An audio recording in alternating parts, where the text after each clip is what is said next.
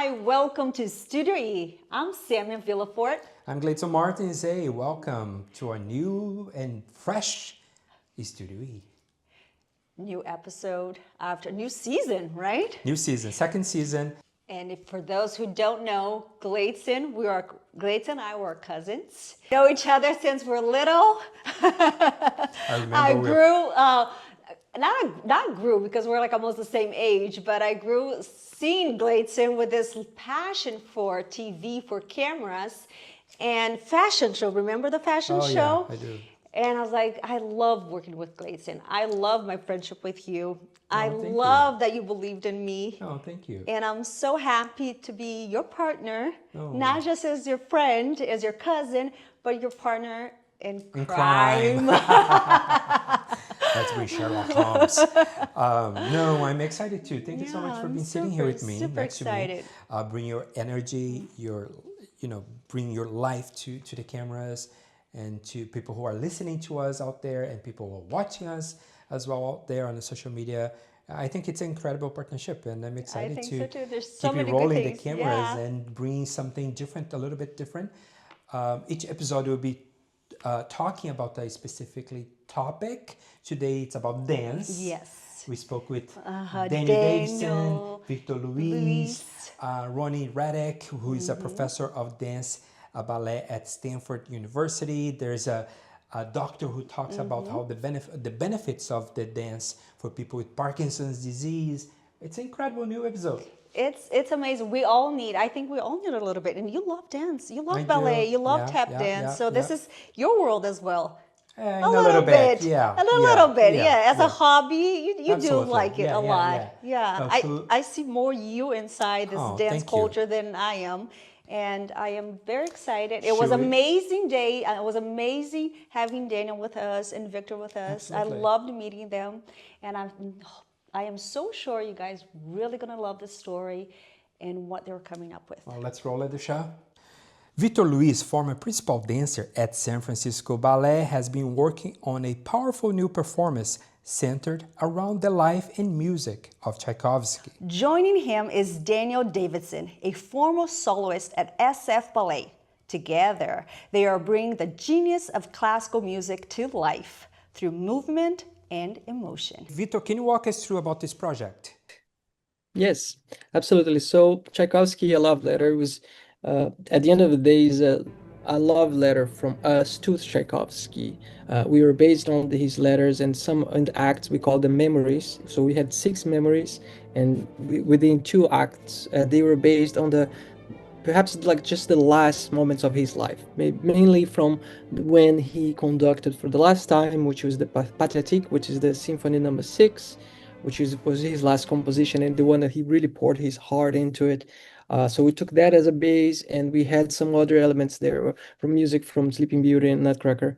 But mainly it tells the story of what could have happened if, in case that the actual theory is it the theories that is true, or it was the actual official reports of his death, which is mainly known as he died of cholera. But we'd like to take a spin on that, and we played with the idea that he was actually suicide. So that was the base, and the main story about it, behind it, was we really wanted to take the elements of his life that people will know, and then combine with elements of society that haven't changed. If you were expecting to see Nutcracker, that ballet is not for you.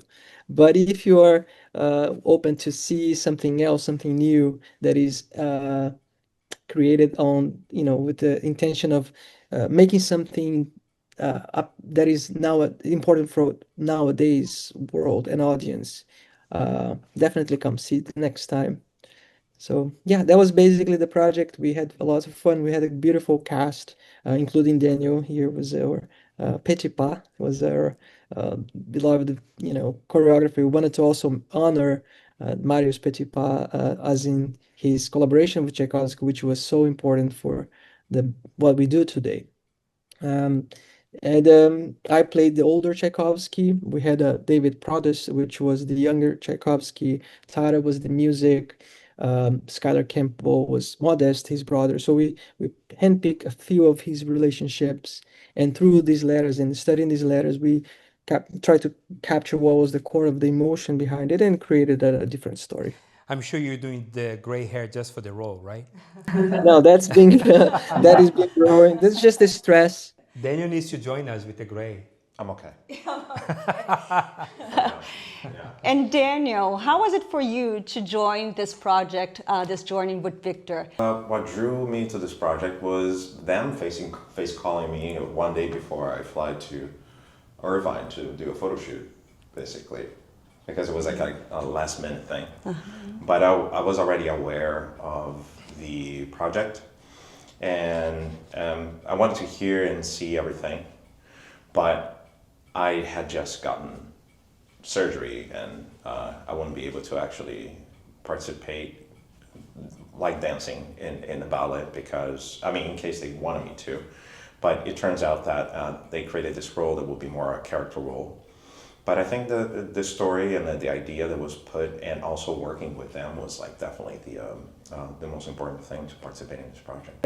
I needed somebody that would hold the weight, regardless of his status of not being able to fully dance and do all the things that we love and see him do. But we really wanted somebody that would understand the role and who could actually step in, like he said, like very last minute.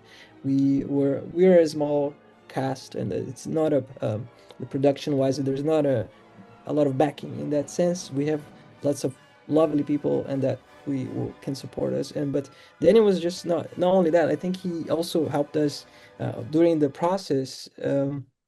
He was an outside view because it's difficult for somebody that is dancing to see what's going on. So I remember, and I'm thankful for him and Alison as well, our good friend, that they came at the last minute, but they could take an overlook of the piece and give them their insight and help us. I mean, at first, to do the role and actually be able to help them, seeing that how difficult it is to put a ballet together. It doesn't matter how big the cast is, even though I don't know how many people were, 12 dancers perhaps? 12 dancers. Yeah, that's a lot to manage still, you know, sitting outside and just like watching and trying to do my thing and my part, and still seeing them being dancers and also managing people.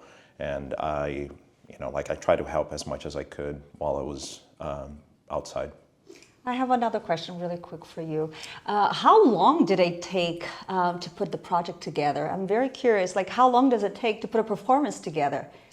This production specifically, it took us about a month altogether, although we didn't call everyone every day. So, you know, because of that, but usually you need at least a month. And it's interesting, Victor and Daniel, because we hear Tchaikovsky music in almost every ballet, classical ballet, from Swan Lake to Nutcracker. But now you guys are bringing him with a different perspective to the stage, right? Tchaikovsky music for me is pretty nostalgic when I was a kid, especially growing up in Brazil. We have the subway in Rio de Janeiro, and I don't know, Vitor probably remembers this. And then the subway always played classical music and played Tchaikovsky and many others. And it was around the same time that I started doing ballet. We don't have many minutes. No. Well, but I mean, it's not fun. The subway was always extremely packed. So like the only nice thing about it was the classical music. Everything else was, yeah, but it's still kind of difficult to ride the subway at like 6 p.m. It's amazing you guys are doing this, be able to do so, and reading Tchaikovsky in a different way for people who are fan of the classical music, but also the ballet. Super exciting. Yeah, thank you so much, Victor. Thank you, Daniel, for being here. Of course, my pleasure. Yeah. Thank you. Now let's take this episode to another level. Dance doesn't just inspire us artistically, it also has proven health benefits. In fact, it's now being used as therapy for individuals with Parkinson's disease, a progressive neurological movement disorder. The San Francisco Ballet offers dance classes designed for people living with that disease. I spoke with Dr. Ash from Kaiser Hospital about the benefits of ballet for people with Parkinson's disease. So we know that exercise is a very helpful treatment for people with Parkinson's. It's actually one of the or the only treatment that we know can potentially slow down progression of disease for Parkinson's disease, whereas the medications don't really slow down progression of disease. So ballet and rock steady boxing, as well as any other type of exercise, are sort of an integral part of treatment for people with Parkinson's disease. It's about dopamine. So, when you move, and especially when you sort of overexert yourself or make larger, bigger movements, which is why dance and boxing can be quite helpful, you're sort of changing the neurochemistry of your brain and changing your neurons and allowing more dopamine to be produced in your brain, which is one of the main chemicals that is reduced in people with Parkinson's disease. In addition to that, we know that exercise, things like dance, rock steady, boxing, yoga are very helpful for balance in general. And people with Parkinson's tend to have a lot of trouble with their balance. And so they can also be very helpful in that way as well. Gleidson, you also spoke with Ronnie Reddick, a dance instructor from University of Stanford, right? That is correct. He has been teaching dance at the Stanford University for over 24 years. Psychologically, I just think it's made me happy. There's a joy, and I don't think there's anything more important in life than being happy and not letting, because there's so much darkness right now and people are stressing. I mean, there's so much going on in the world. But when you can just dance, it does take a little bit of that. It does make it disappear, but at least it does make you feel better. Your body feels better. Yeah. Your mind is clearer. You're not bringing in other things when you come to class. It's just the dance. Just say, go out and dance.